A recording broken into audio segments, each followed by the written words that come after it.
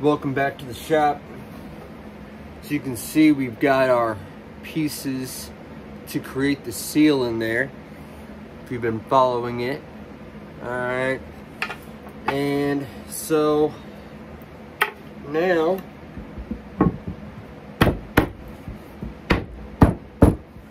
we have a solid box again. I build these very tight, and there's a reason for that, which I will trim that up later. Right now we've got a sand. Now me personally, I like to have someone be able to still feel the wood grain. So I'm not going to take it too aggressive when it comes to sanding. However, it is probably going to take me 8 hours to get a really solid sanding technique on this.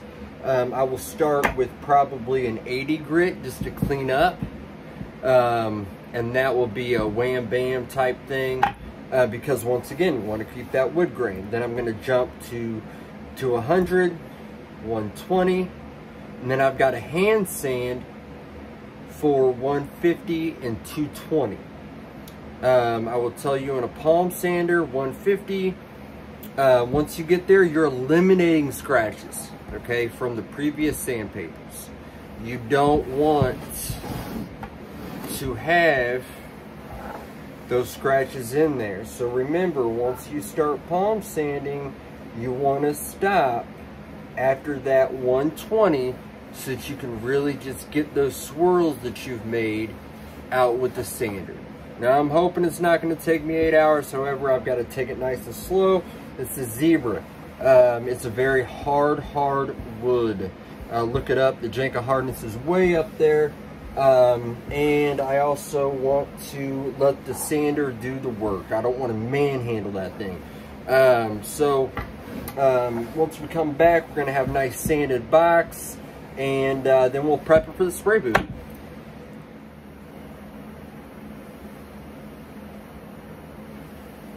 Alright, welcome back to the shop.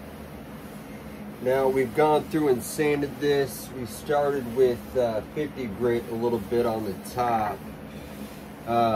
But as you can see, lots of paper later. We have a nice clean surface to work with. I have a feeling she's going to turn out quite pretty. We're going to go ahead and prep it off camera for actual spray, which means I'm going to mask off the areas that I don't want to have lacquer on, such as any of this Spanish cedar. So I'm going to have to masking tape that off. Same with through here, which is a very simple process. I'll show you how simple that is once we take it out of clamps. So one thing I will tell you is that when I sanded this box, I actually sanded it as a whole unit. The reason why that I did that is so that I didn't put too much pressure on this top and not enough pressure on the bottom, or vice versa. So you have two true mating pieces as best of our ability. It's going to help it with cosmetic appeal overall, to give a nice smooth finish. Alright, welcome back to the shop. So after a few days of finishing, we have a nice solid product. This is about 12 coats of lacquer. I've been letting it off gas. Off-gassing is something that's very important. Also want to touch base on, since I did not show you the finishing process, you should always wear some gloves. Always wear a respirator. Always wear safety glasses. I also recommend a hat, long sleeves, and pants.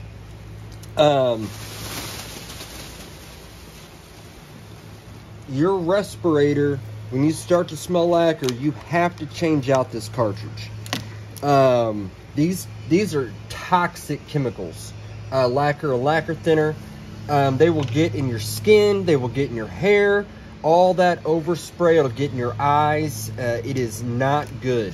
I'm gonna go ahead and set this to the side. I use a Rockler HVLP system. They don't sell this model anymore. I love this model. I'll run it till the wheels fall off because I have it fine-tuned. Very easy to operate, very easy.